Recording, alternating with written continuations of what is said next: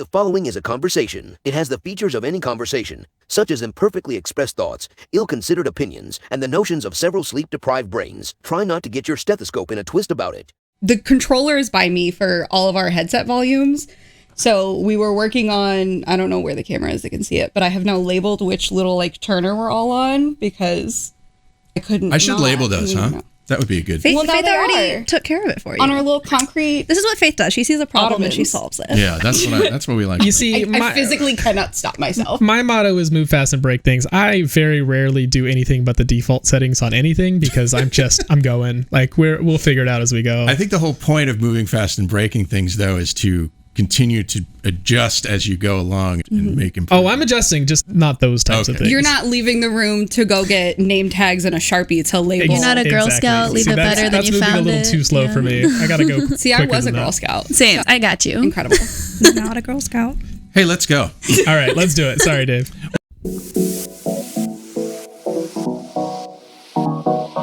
Meandering in the margins of medicine, it's the Shortcoat Podcast. Weird news, Fresh views helpful clues, and interviews. by students for students. Subscribe to our weekly show at theshortcoat.com. Welcome back to the Shortcoat Podcast. It's the show that gives you an inside look at medical school from the students drinking from that fire hose, a production of the University of Iowa Carver College of Medicine. I'm Dave Etler. With me today in the SCP studio, her decisions will no doubt have a ripple effect throughout future history. It's M1 Faith Prohaska. Hello. The implications of her existence are far-reaching. It's PA1 Kelsey Porter. Hey, hey. She's intimately connected with past, present, and future. It's M1 Linda Pang. Hello. Did I say that right? Yes, you did. Okay. He's an intrepid navigator of the labyrinth of human chronicles. It's M1 Jeff Goddard. That is the nicest thing anybody's ever said about me. And if you think that was all shortcuts, you're so very wrong. As usual, it's okay. I still love you. I do have to point out, though, that we're joined today by Dr. Adam Rodman, Director of the Innovations in Media and Education Delivery Initiative at Beth Israel Deaconess Medical Center and host of the Bedside Rounds podcast. Dr. Rodman, welcome to the Shortcoat. Very nice to be here. Please call me Adam. Okay, I will. I don't guarantee that I will remember because I am a slave to my written notes. Jeff, you invited Adam to be with us today because you wanted to talk about path dependence. I did. Maybe we should find out more about what the heck that means. Yeah, of course. So I actually learned about this concept from Bedside Rounds and following Adam on Twitter. I have to let you know, Adam, when we called to discuss what we were going to be doing today, I was a little starstruck. It was hard for me. I've been listening to Bedside Rounds since you were biking around Oregon. So for me, it was a cool idea. So this idea of path dependence, and Adam, feel free to jump in and correct me. It's the idea that certain systems, we go about trying to create systems to solve our problems. At some point, the complexity of those systems becomes so large that we get to the point where it's almost impossible to change certain pieces of it because you would have to change the entire system, and you can't just dismantle the whole thing and start from scratch. An example, another one from Adam actually, is railroad tracks, right? Like the data are in that it would be a vast improvement to railroad safety if we change the gauge, the width of the railroad tracks around the world.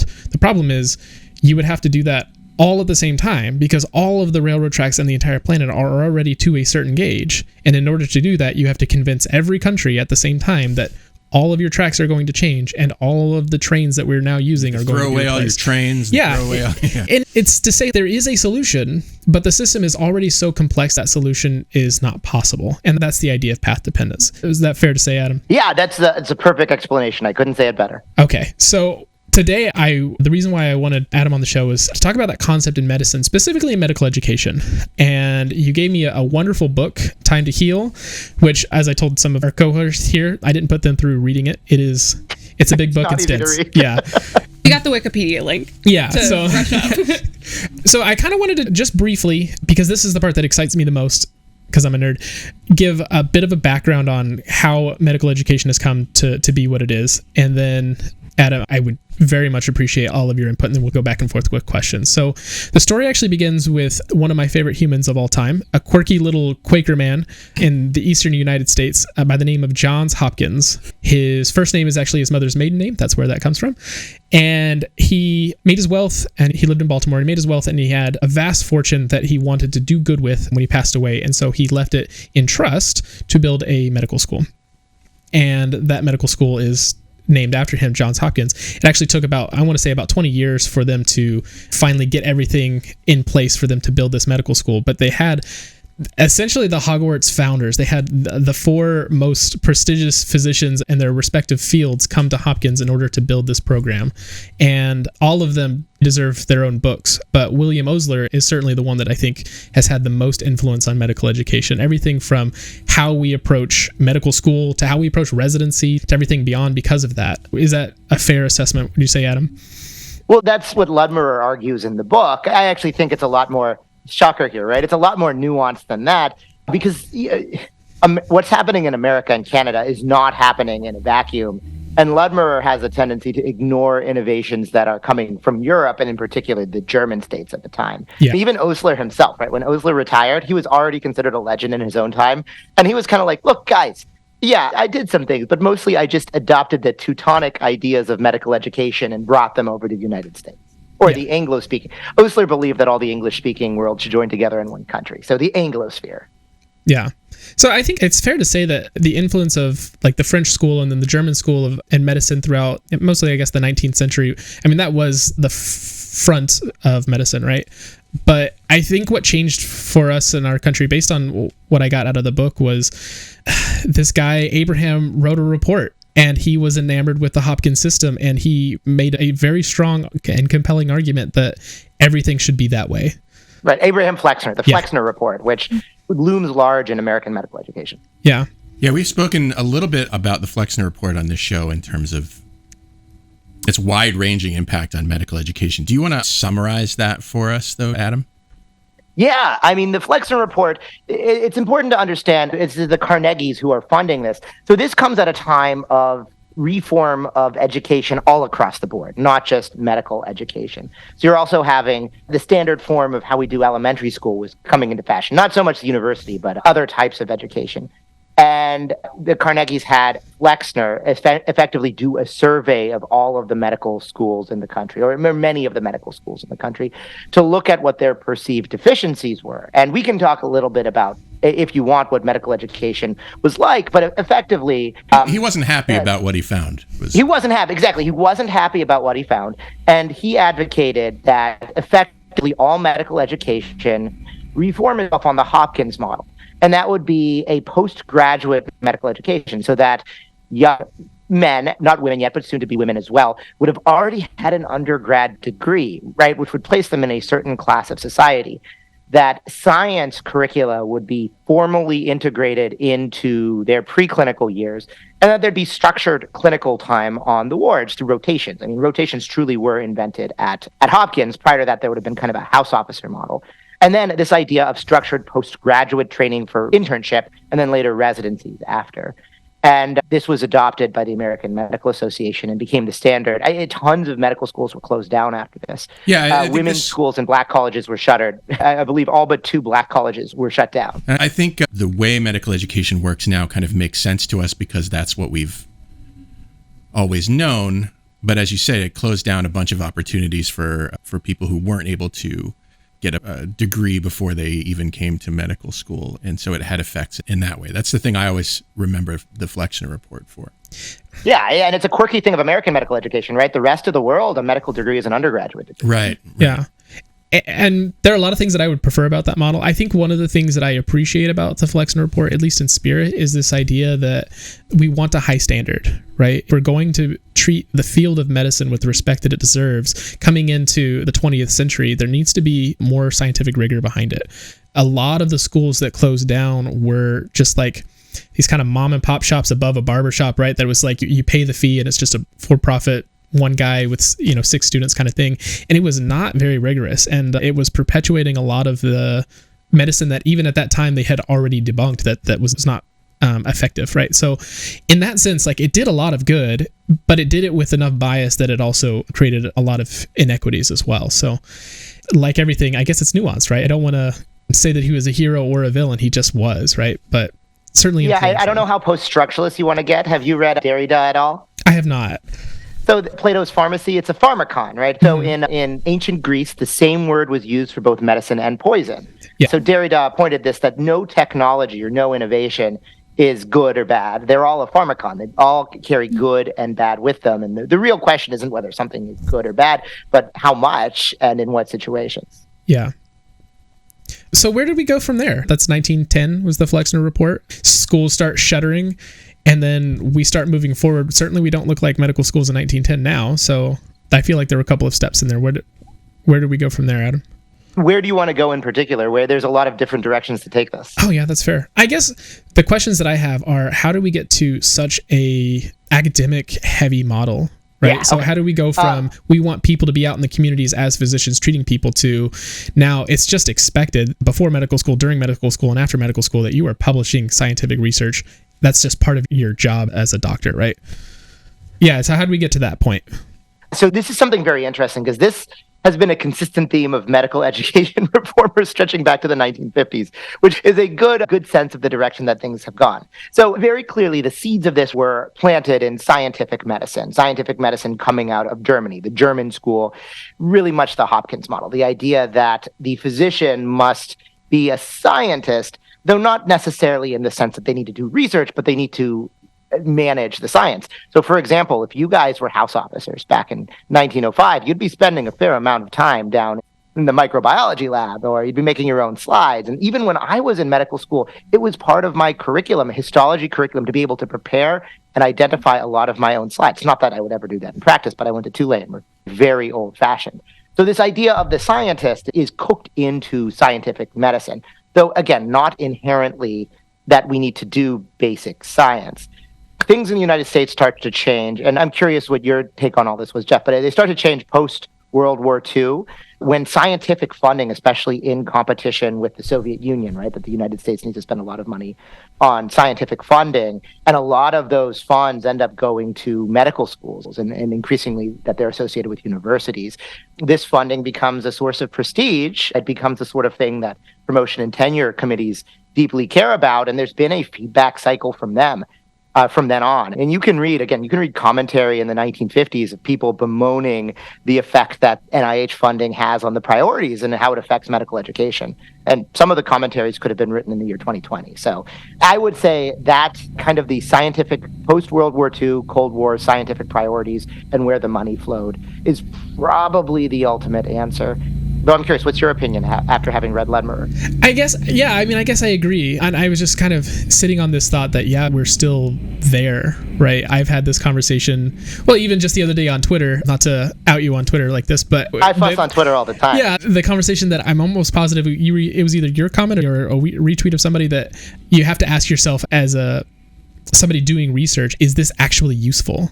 You know, is this research actually contributing meaningfully to the science, or am I just getting a paper out of it? And I just feel like we don't ask that question a lot. And I think it's basically like you said, like this has been the culture since that funding during the Cold War, right? So, and we haven't really changed that culture. And so you're saying, just for the dumb like me, so you're saying that this emphasis on getting funding and the prestige that comes along with it basically just says it's not important. It's less important what you're researching or what questions you're asking or whether you're even asking questions in your research. What's important is that you're getting published. Yeah, and these are, again, it's complex, right? I'm going to throw out another, because you use the word path-dependent. Historians like to talk about contingency, which is a similar concept to path-dependent. Mm-hmm. Historical contingency is that, it's one thing depends on the other, depends on the other, depends on the other. So you need to understand all those motivations at different times to understand today.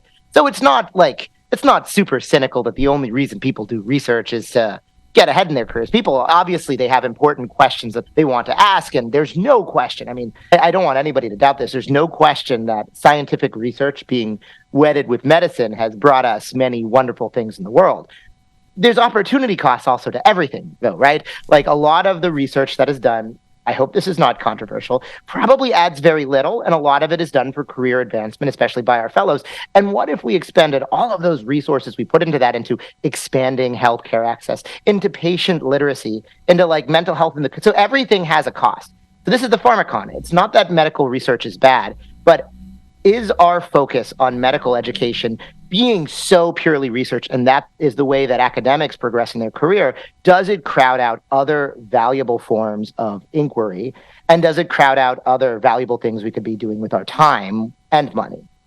I think the emphasis on asking clinically important questions and clinically relevant questions is no better plug for the MSTP than I think I could ever do as someone in the program. So that's incredible to witness. But I think the point being made that we continue to use research as a way of furthering our careers and getting into things on the topic of path dependence speaks to the fact that like this is how the system is. It's not that every med student or every resident or every fellow wants to research something that they don't think is going to have a huge impact. It's that they know that if they want to match into this specialty, if they want to get this position, if they want to get promoted, if they want to be able to open more doors, that historically research is the way to do that, because that's the system we've created. And much like in the pursuit of more rigorous training for doctors, closed down more schools that had opportunities for individuals who weren't able to access those other things, research is kind of doing the same thing, that it's continuing to kind of feed into the people that have those opportunities, the people that are already set up to do well, are continuing to get those advancements kind of at the detriment of people who weren't born into connection or who didn't have the time to take off to pursue research or pursue all of these extracurriculars because they had other obligations that stressed themselves during their medical training. And it continues to kind of reinforce these barriers that, as much as we would like to change it, are intrinsic to our system. So as much as, you know, I love and I adore research, so I'm not the person to say that we should limit it more, but I know a lot of my friends aren't as passionate about research as I am, and they kind of bemoan that it's something that they need to do in order to further their career in the way that they want it. How do we change that, knowing that like this is the system we've created? Or is it even possible Can to I change just, it? Yeah. Can I add really quickly that I think we do have to talk about the caveat that it's not like equal across specialties. So like, I could be wrong. It's not like I've matched or anything, but what has been described to me, or what upperclassmen have said to me and faculty as well, is that certain specialties, especially surgical specialties, especially specialties that have many more years of training that are often associated with fellowships, those specialties require research and specifically publications. Whereas if you're looking to go into something like primary care, which I am very interested in, that is less emphasized or less important when it comes to looking at one's application. And I know a friend of mine who came into medical school throughout her time in undergrad thinking she really wanted to do neurosurgery because she was just really passionate about like that subject. And she has since realized the amount of specifically research that needs to be done and decided that she wants to pursue something else because like that's not something she wants to spend as much time on. And I'm sure she'd be a great neurosurgeon. Yeah, if and it I think wasn't a constraint of I think you know who I'm talking about. And I think she would be a great neurosurgeon. Mm-hmm. I think there are other, I'm not saying that like neurosurgeons shouldn't do research. That's not at all I'm saying, but like, I wonder if that's a barrier even for someone who may have access to research and is just like, you know what, I don't want to spend all of that time doing something that I know I don't love. I have these conversations with my friends because they're coming to me as someone who did fall in love with research and didn't see it as a part of my career long term, but then totally changed and added on another graduate degree. And they're asking like, how do I fall in love with research? How do I get through this necessary part of my training? And I don't have an answer. Like it is, if you don't like research, if you don't enjoy that aspect of your training, you can either get through it for the time that you are being mandated to do it, or you can learn to love it, but you're not going to fall in love with something that you know you already do not enjoy. Like you can find aspects of it that you like, but if you know that you don't want to do research, that you don't want it to be a part of your career at all ever, you don't even want to do it over the summer, then going into a residency that has a mandatory year or two of research and mandates that you be involved with research in order to even get in and succeed in that career. If you don't like it, then that's turning people away from the field because you've imposed this additional requirement on it that's just unnecessary. You don't need to be directly involved with research and changing the course of the clinical landscape in order to be a good neurosurgeon. And that's turning away people from it that would be good at it because we've imposed this unnecessary part into their curriculum. So an article was published in Academic Medicine last week, which you guys may have seen. Now that step one is gone, it's only pass fail. 41% of program directors said that they were going to put, this is across the country in a national survey, said that they were going to put more emphasis on research for selection of candidates. Mind you, this is across specialties.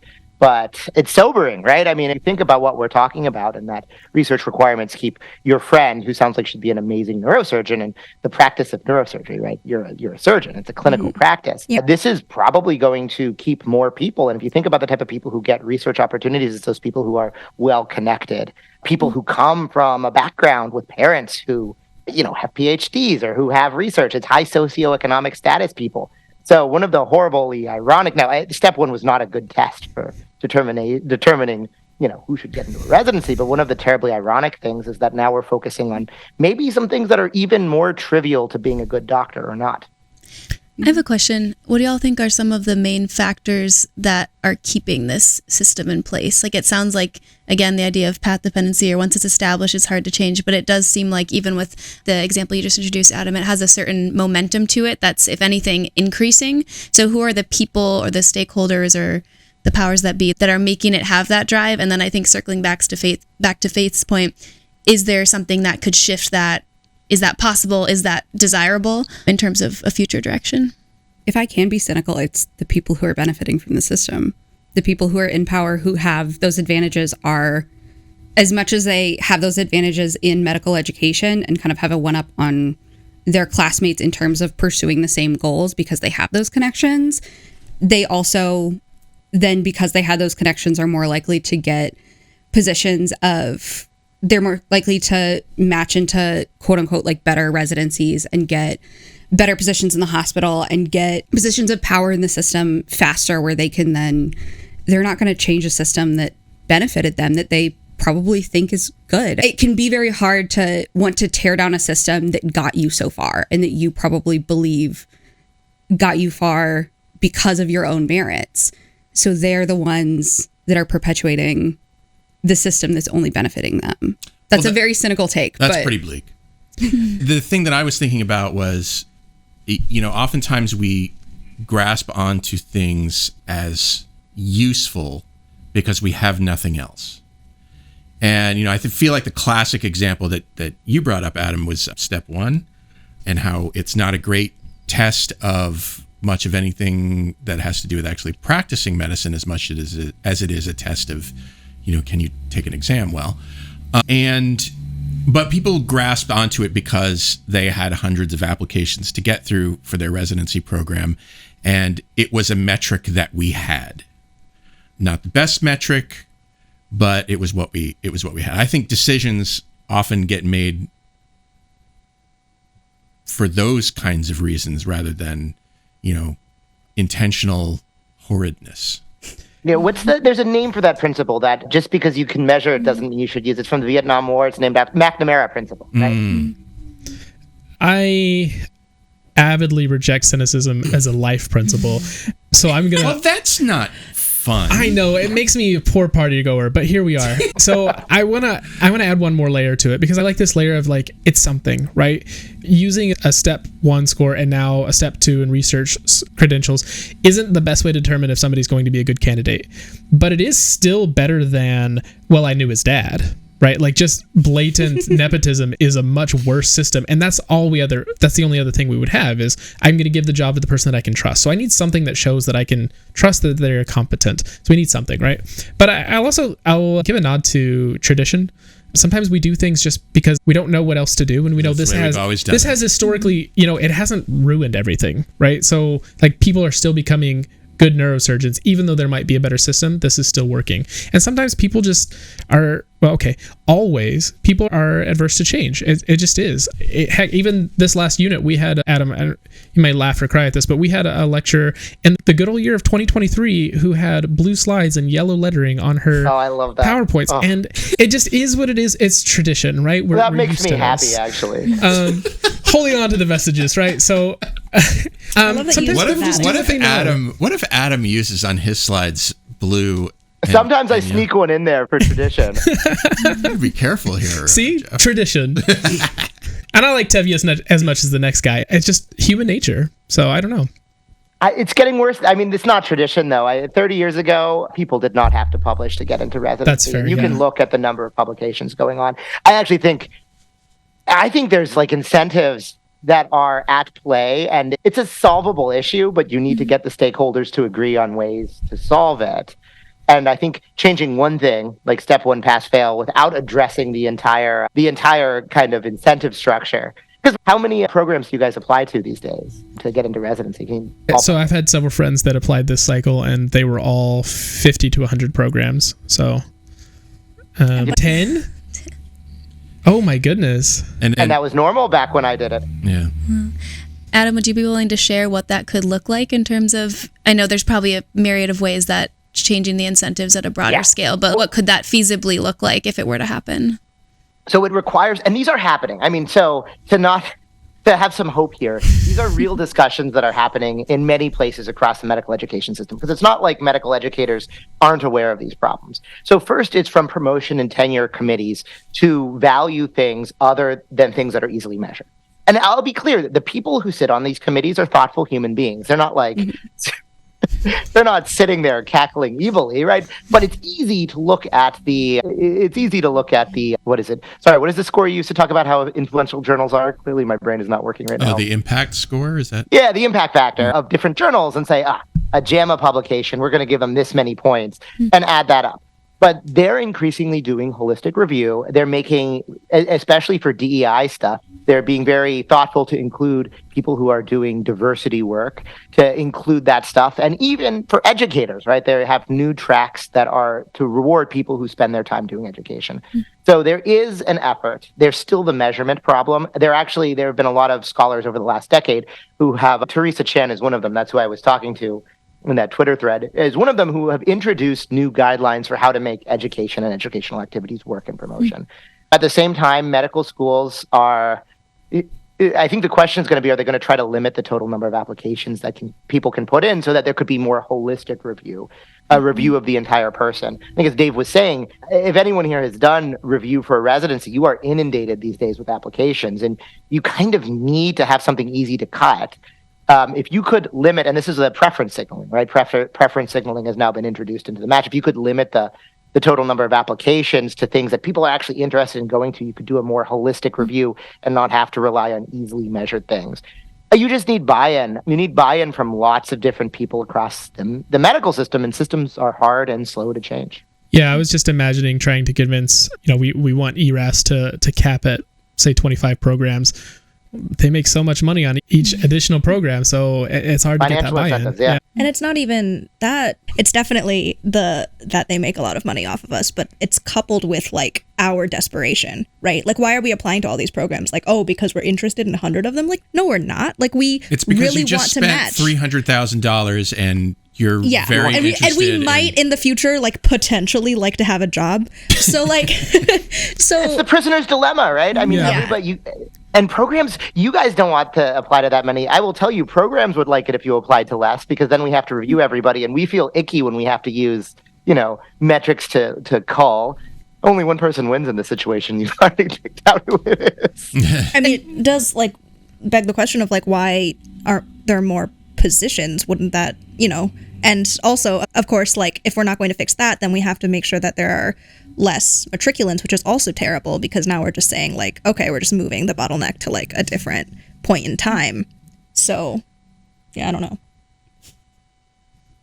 Well, that destroyed any conversation. Sorry. I think it's a valuable point. And again, this goes back to this idea of The reason why I like the conversation of path dependence is because these are pieces of a very large puzzle, and it's so difficult to fix one piece without changing all of the other ones at the same time. And you can't convince everybody at the same time to, like, tomorrow we're all going to switch, right? And so that's the challenge.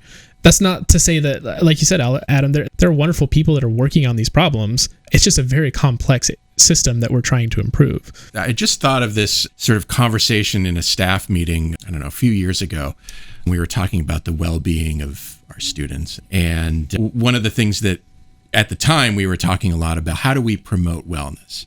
And what do we do to basically tell our students to be well?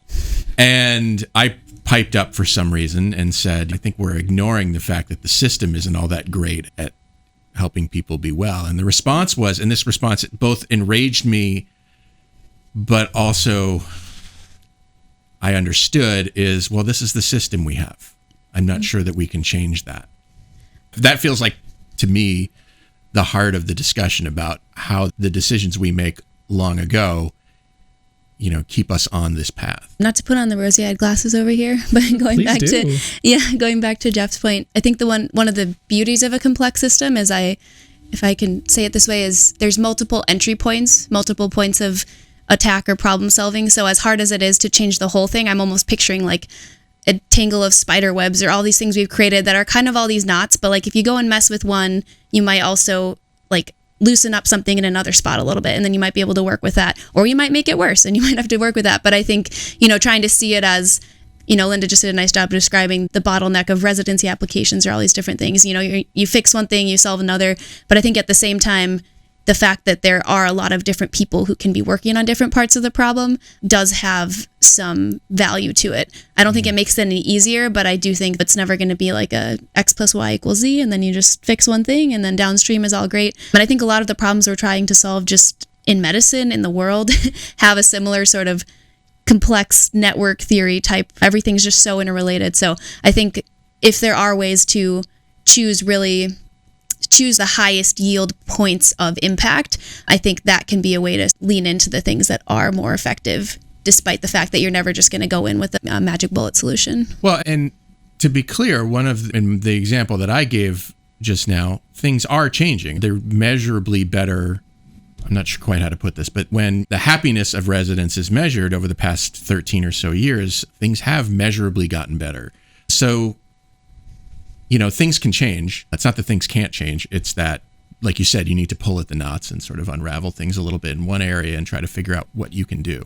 I think it's important to stress why this is so important, right? Because all of the energy that is going into yet another study on whatever the popular field du jour is, if it's another wonderful retrospective analysis about vitamin D and some disease. Yeah, it doesn't do anything, guys. We close this gap in the literature that was like a hair width wide. It's like it's not really worth the energy. That time and energy could be going to, for example, I see this a lot with DEI research. A lot of it is really beneficial, and a lot of it is you probably could have done more good by just going out and providing services to the people that you were trying to research instead of closing a perceived gap that isn't really there, And that's the point, is that the energy is just being used less efficiently than it could to make real change in people's lives, which is what we are all in medicine to do. I don't know. I guess I'll get off my soapbox. These are the things that I think about quite a bit. No, I think that makes a lot of sense. And it also, something that I've been thinking about while sitting here is like, who's reading the research? Like, are we like... I know the journals tell you how many people read them. Right. But like, I guess... Not a lot. And anyone can chime in here, but I'm trying to think about like, how much have we used recent research, even just to educate M1s? And I don't know the answer to that question. I am doing research this summer, and my approach when I was finding my project was just literally something that I would enjoy doing. So for example, I'm doing qualitative research. I'm not going to be in a lab because you know what? I don't like being in a lab. But I tried to find a question that was like, okay, there might be some effect from this, and not just will this hopefully be able to be published in the future. That only works if someone reads it. That only works if someone picks it up and actually does a thorough search and says, what can I learn from things people have already done, which of course you don't get any accolades for doing. So that's, I don't know. I think systems try and reinforce that by having journal clubs and by making people stay current on research through reinforcing it via the system. But I also know that it could be out of date. So someone please correct me if I'm wrong. But there was a statistic that the current medical field is about 20 years behind like scientific literature. Like what we are practicing could have been changed 20 years ago by the studies that are coming out. Part of it is that we do need to get that literature to the people who are going to enact change. And part of it is definitely that there are doctors that have been doing something this way their entire career. Mm-hmm. So for 50 years of it working, and then all of a sudden a couple papers come out that say, that's bad, we could be doing it better. Well, it's worked for 50 years. So do they really want to risk it and change? And so there are those holdouts, but we need to make so much more progress because we are so far behind. That's a very MSTP rant. I'm going to give you a practicing internist position on this, and this comes as a researcher. If you are a thoughtful human being who talks to your patients, never touches a medical journal at all, and reads up to date about the conditions you see routinely, you will be a better doctor than 95% of doctors. There is really zero role for practicing people out in the field to read primary research. Mm-hmm. And I think that's an unfortunate thing about the perverse incentives here. We need people who can understand research, but point of care references are really good and up to date and written in a way that's useful for practicing clinicians. Our episode today is sponsored by Panacea Financial, a nationwide digital bank built for doctors by doctors. Panacea Financial is designed for medical students and residents, as it was founded by two doctors that were financially frustrated during their training. Thousands of doctors have used their PRN personal loan to avoid credit cards and use a better way to cover expenses for residency, relocation, or other life expenses. Panacea's PRN personal loan does not require a cosigner, has no minimum credit score requirement, and has interest rates starting at half of a typical credit card. They also offer a period of no or reduced payments on their PRN personal loan. So go to panaceafinancial.com/matchday to learn more about Panacea and get other helpful information on match day, residency transition. Panacea Financial is a division of Primis, member FDIC. Thanks for the support, Panacea. Let's get back to the podcast. So I know this is a bit of a lane switch here. I apologize. So on that topic, the first 2 years of medical school are a task to try to understand all that we could possibly understand about the science that goes into medicine, recognizing that 1, we're going to be wrong in 5 years, and 2, we're barely even scratching the surface, and 3, we're just banging our heads against the wall for 2 years, only to go into the clinics and use up to date. So, and 4, we're speed running that in a year and a half. Yeah. And 5, that we forgot most of it. So did it do anything? Yeah. I don't know. I can physically feel the information I was just tested on leaving my head right now. Yeah, you're catching us on a cynical time period of Friday after an exam. Friday's a great day to do a podcast.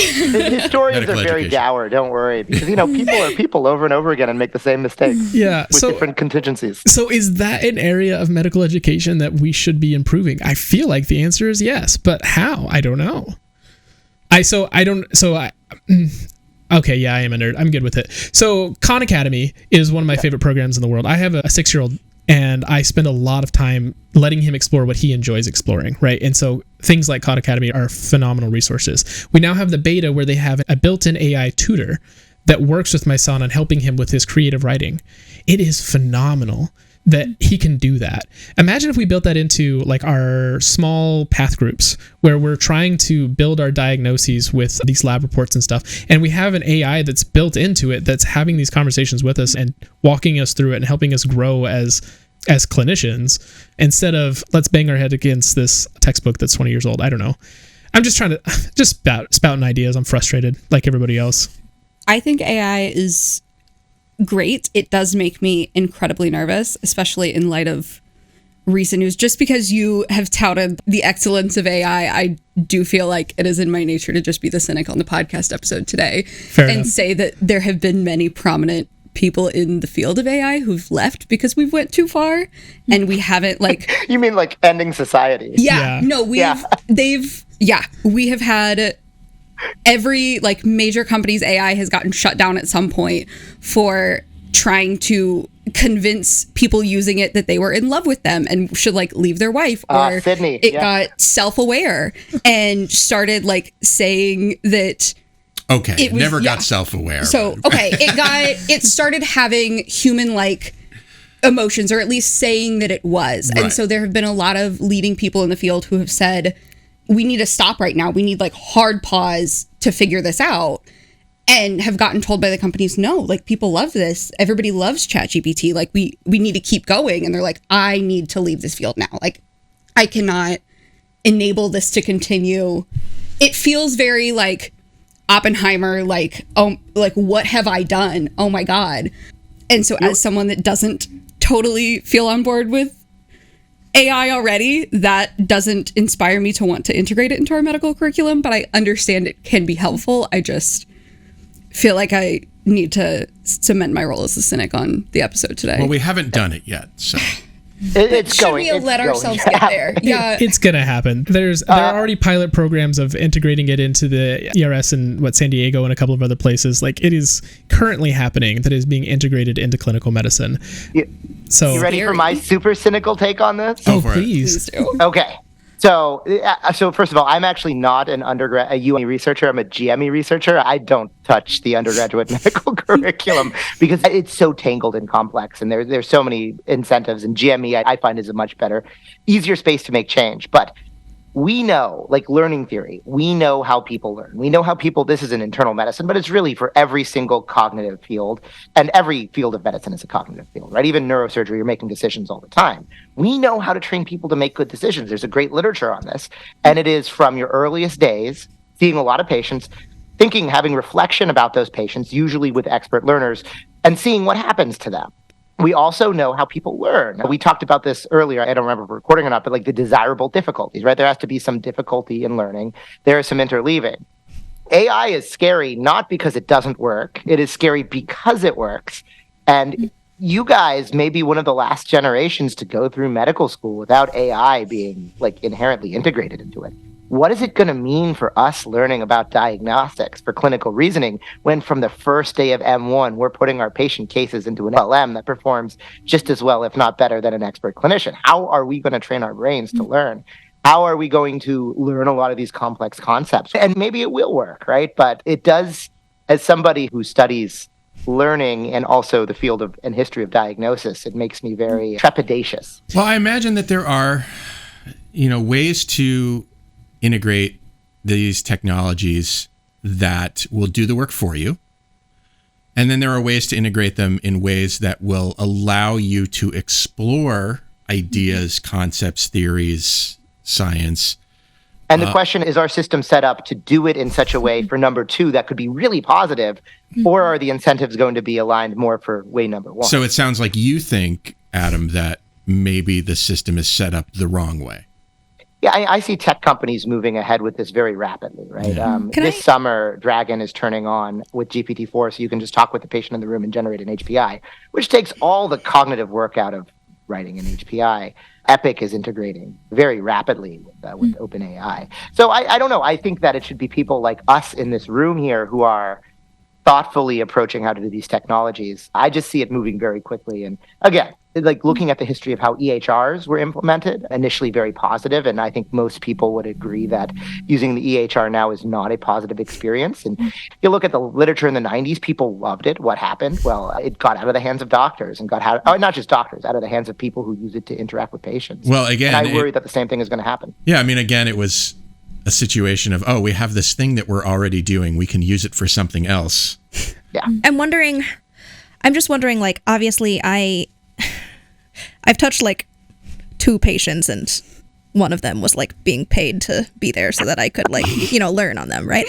So like, I'm not well versed in the AI world. Like I'm really not up to date and not sure what's going on. My question is like, Adam, as a practicing physician, do you see a difference between like what you're able to do? Like, I just feel like there has to be some kind of shortcoming to the AIs. Like, are they able to, is what they're doing able, like, scoring really high on step Is what they're doing like someone has an answer already and the AI is able to find it? Or like, are they actually able to work with like real patient cases? Is my question making sense? Yeah, I had a CP. Do you guys know what a CPC is, a clinical pathological conference? No. Go ahead and explain.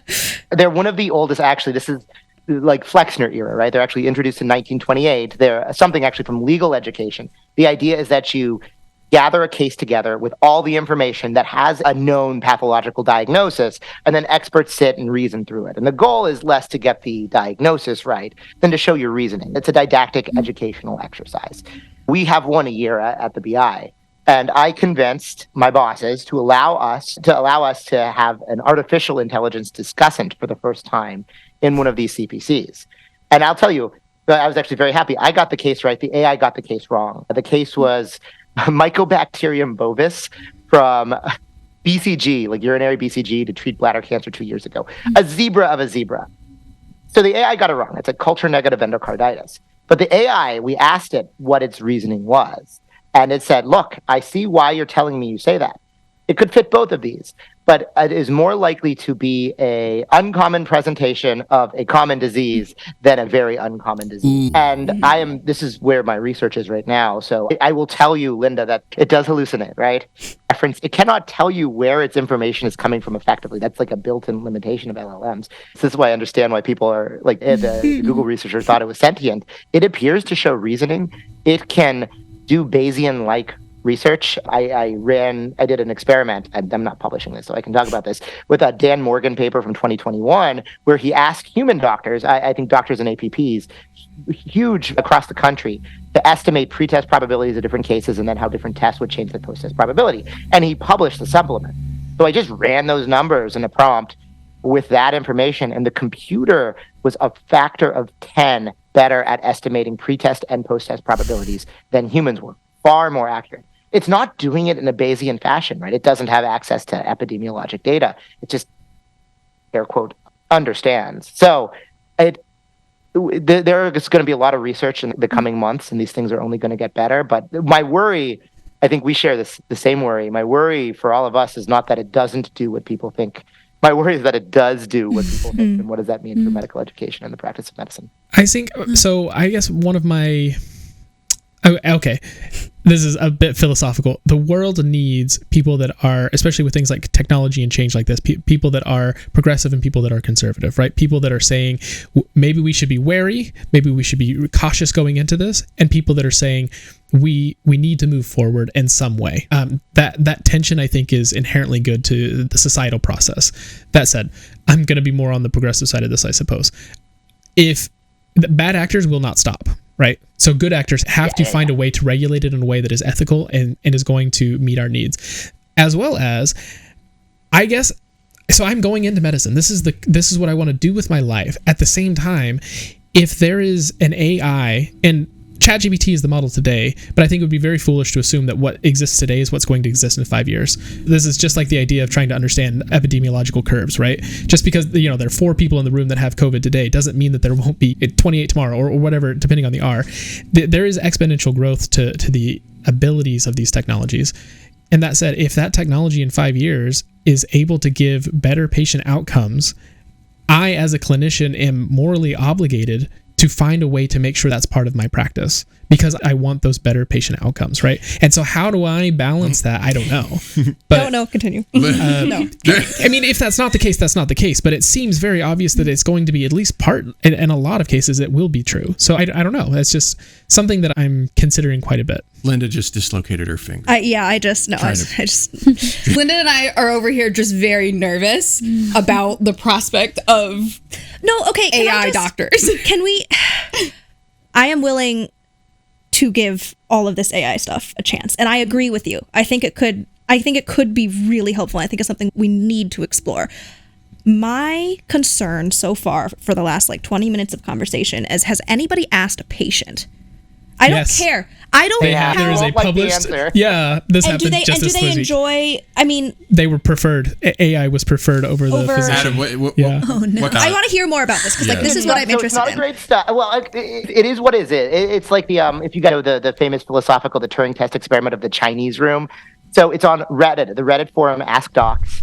effectively the researchers submitted with the the people who were participating not knowing answers either generated by GPT-4 or answers by doctors, and I believe they were actually equally accurate, and patients found GPT-4 to be far more empathetic. Do you mean answers like were people like on a screen and like? Yeah, exactly. It's all mediated. That's why it's all like, typed. Yes, it's all typed. Okay. All typed. See, I don't like that. When's the last time you went to a doctor's appointment and you typed in today? That's fair. I have a stomach ache. So I think there are important limitations that the researchers pointed out with this study, which you would obviously want to do like a randomized controlled trial from here. There are limitations to this technology, but doctors do communicate with patients and text. That is a thing, right? So emails go out, communications go out, patients send quick things trying to get quick updates. So the technology as it exists right now is already applicable in this space. Not to say that it fixes all the problems, it's universally applicable, yeah, exactly, right? In and not to say it could be, as the researchers themselves pointed out, not to say that there isn't further research needed. This isn't like the answer, right? But it's compelling, I think. I don't know. It's a fun study. It's compelling, right? Yeah. It says we need to study this. I mean, look, you got to look at what the device is, what this AI is trying to. It's trying to predict what you want to hear from it, and it knows, quote unquote, that empathetic sounding language is better than not empathetic sounding language. I don't know how it knows that, but it does, especially when it's based on internet content, which isn't always. Which isn't always the most empathetic. Whereas the physicians, I imagine that, and Adam, you can, as a physician, you can tell me I'm right. The physician's goal is to be empathetic, but also to provide accurate information quickly. And those two things are sometimes in tension. Yeah. So like with this study, it's like, doctors sleep. Doctors are on Reddit when they're in the bathroom? Like they're not, this isn't their full-time job. What type of doctor verifies to answer random medical advice on Reddit? Also? Yeah, that seems like an odd thing. Not this one. Yeah, so the point being, like, there are obvious limitations to this, but the advantages are there are obvious limitations to me as a human being going into clinical practice. And if I have a patient when I'm on vacation or at 2 a.m. that emails my office and there is an LM that can reach back out and help them with some small concern, it's already applicable, right? I don't know. It's compelling. There are certainly limitations to this, but it was an interesting idea. I guess my hope would be, and this is fairly naive, I'm learning a lot from this conversation, but would be to have AI be more of a supplemental diagnostic tool, as we've said, that will improve patient outcomes, maybe help with precisely navigating treatment options, or what is your prognosis. You have these, maybe even keeping up with the research and saying, like, here's the most recent clinical trials you could be a part of, things like that.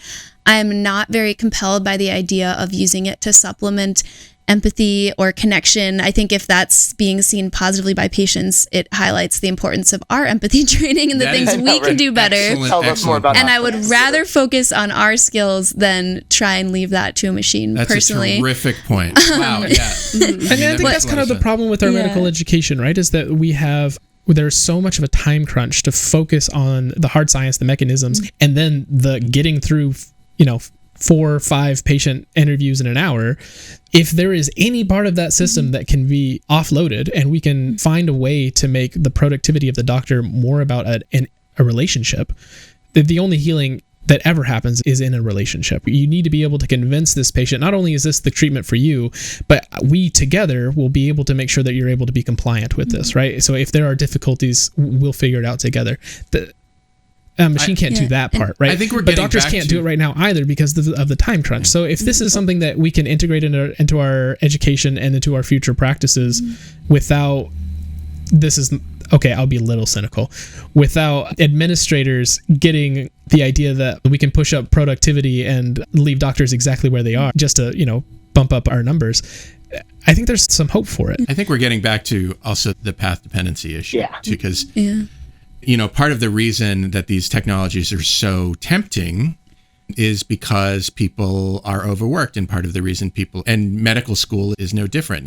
This emphasis strictly on scientific accuracy maybe has led you to receive an education that is less focused on empathy and more focused on, facts.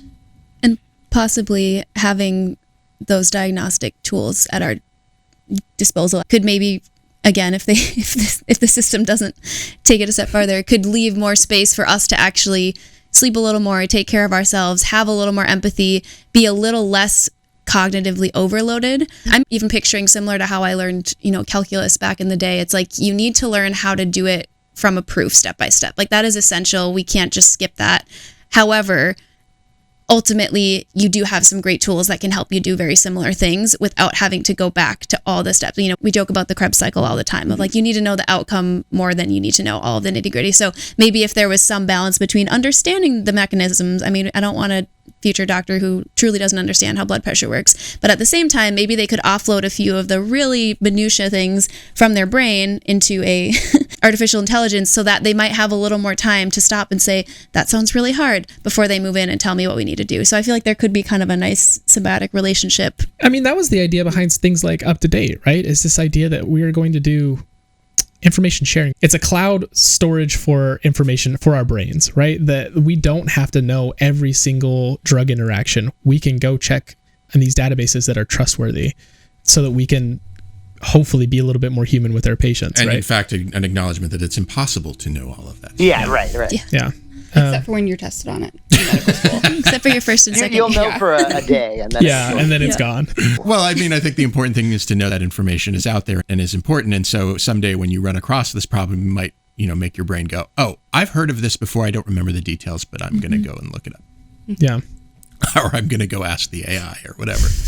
I know we got off topic with the AI thing. I don't know. I think it's all sort of related. The reason, like I said, the reason that these are so tempting is because of what has come before us. And, I really like the positive outlook of incorporating it in a way that it assists human clinicians and hopefully staving off the capitalistic administrative productivity machine of... I think that's the concerning part. That's your optimism. Where I get this so as a nervous. practicing physician that's why I'm so pessimistic. Yeah. I would love for your vision to be true, but it's the system that we live in. And again, not to be a killjoy here, we're in an incredibly resource constrained time, and it's not going to get better anytime soon.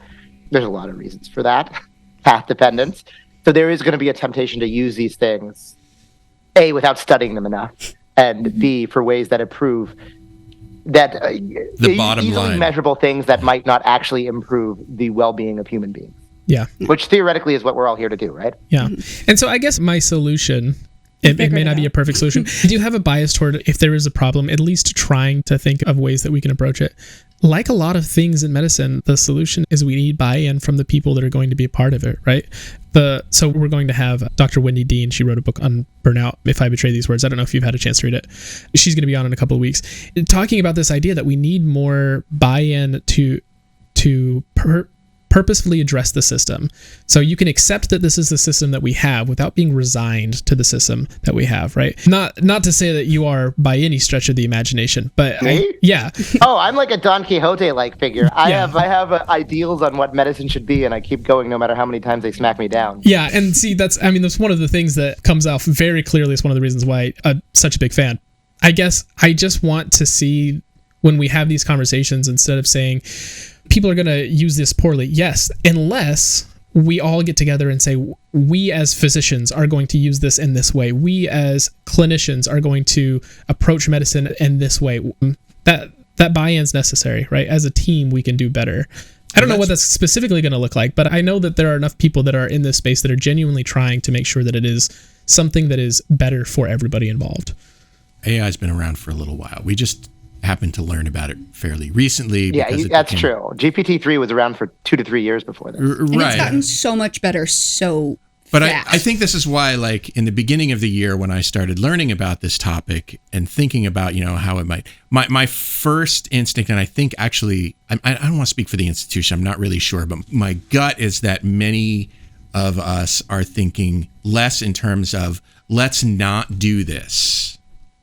Let's push back against this categorically, and more along the lines of, it's coming, so let's figure out the best way to use it, which I think is probably a healthier approach and probably ultimately a more successful one. Yeah. I'm hoping that in education we'll end up going more toward the Khan Academy model, this idea that you can use AI not as a supplement, not as a replacement to your learning, but as an augmentation to your learning process. I have already, full disclosure, I've already been trying to do that through these last several units of our STEM education here. Yeah. How's it going? Honestly, it's been phenomenal. And it has been, like, you can't bother all of your professors or all of your friends with your weird questions all the time, right? They don't have the time for it. But I can sit on there and be like, well, help me understand this mechanism. Or let's talk about why did you just... I was influenced very much by that tutorial. Yeah. What is your reasoning behind this? So we have these path cases that we do every week, right? And so I'll check myself against AI as I'm working through them because, frankly, they're desirably difficult. They're just beyond where we currently are. So it's stuff that takes a lot of energy to learn it. And ChatGPT, it's been wrong on once or twice, but it's given me such solid reasoning that it's made me better understand the mechanisms behind the right answer. And I wouldn't have gotten that if I didn't have that resource. So you're warming my nerdy education heart here. You should study this, Jeff. This is important stuff, what you're describing. Oh, I think it's a gap in the literature, and then he should publish it. A gap in the literature. Sorry, I couldn't help myself. I think that's an incredible way to use it, and I commend you for using your resources. But I also know that there are our classmates that will feed it the PowerPoint slides and have it spit back out, what the answers are to the lecture objectives, or what, the couple of things, if we're going to get 2 or 3 test questions on that lecture, what we're going to be asked about. And then they will study those things. And there is a certain amount of checking it, but if you're taking that additional step, how much are you actually checking it by understanding it on your own? And you, as someone who's been through these exams, who's understood the material of your own right, are then comparing it. At a certain point, if you're getting what the computer thinks is important first, then that's probably what you're going to get that's important out of those slides when you review it on your own. And I mean, it's worked out for them. They're passing exams, but I hesitate to say that their understanding of the material is as in-depth as people who are taking the material for themselves first. And that even if you feed in, I know another individual who has fed the algorithm previous works of things that they've written and had it say this is a prompt of something I want to write about. Can you tell me, following this writing style, what I would write? Oh, that's scary. And then they've edited that. Cheating. It has been a discussion that maybe that's not your own work. And they're like, no, I've significantly revised it. And it's an argument that we have had that I am gonna let them do their own thing on. And see, so there will always be good and bad ways. I would say bad faith actors, right? They're going to try to game any system that exists. That is in our nature as humans to try to do as little work as possible and get some reward. That said, I've also used it for writing. So Adam, I wrote a book that's being published next year, and I am working with my editor to get through that. And I have taken whole chapters and thrown it into GPT just to have it critique me.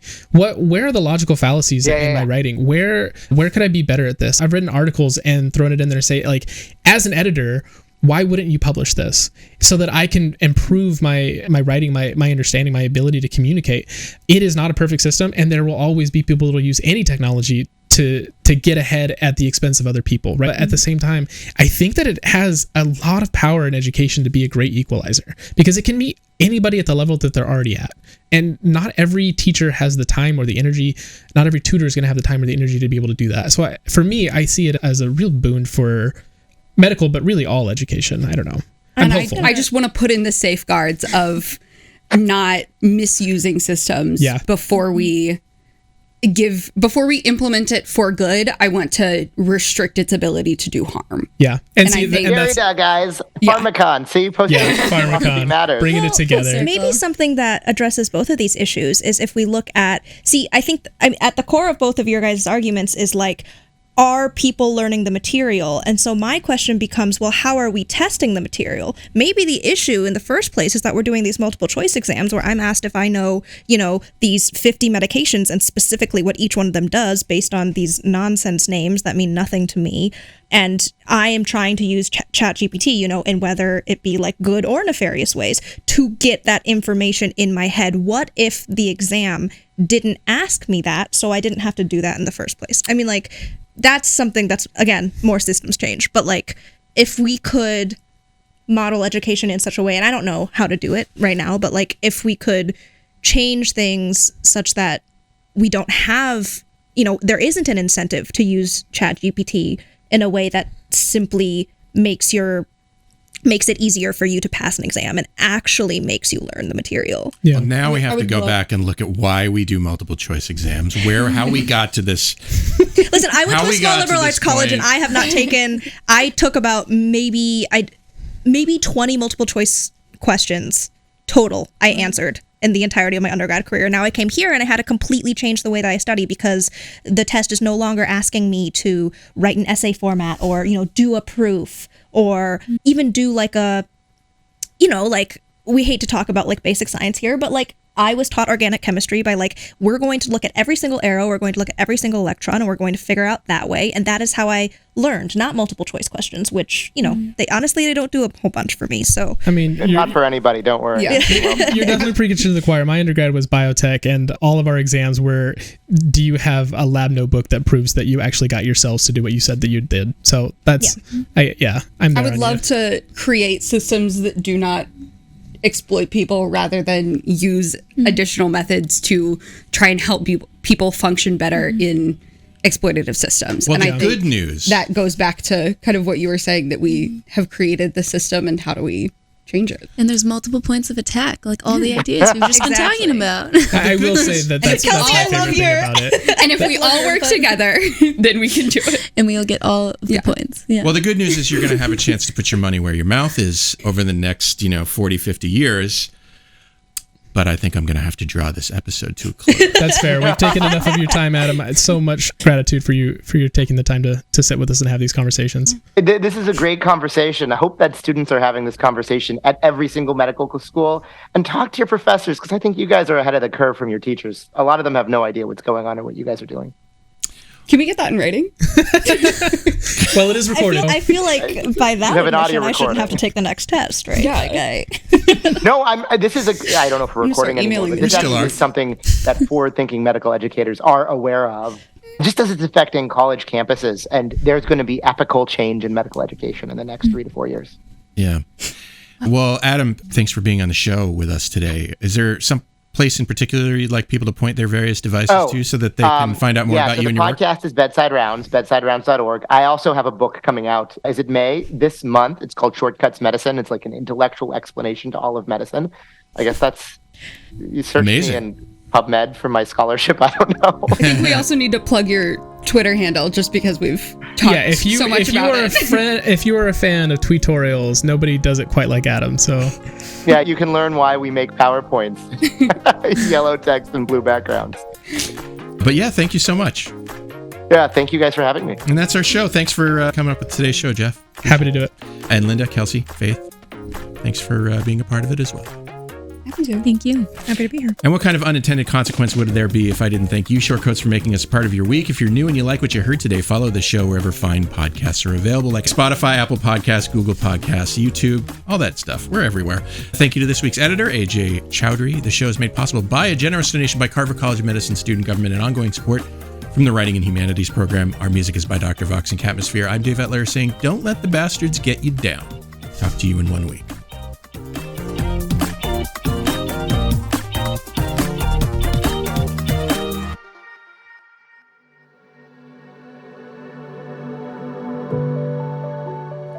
Hi, Shortcoats. Look, life in medical education, life in America, life in the world is often difficult. And I often wish I could help. All I have is this podcast, but in my wildest dreams, you have the support you need to lead a life of your choosing. You deserve to be happy, healthy, and successful in whatever ways you define those words. So if you need support because you've experienced racism, discrimination, harassment, mental health crises, I want you to be able to get the help that you need. And so I'm going to put some links in the show notes to some resources that you can use. But the bottom line is that, for what it's worth, I see you. I know you're out there. I wish I could do more. Maybe I can in ways that I don't understand yet or know about. But I see you, and I'm glad you're here, and other people are too.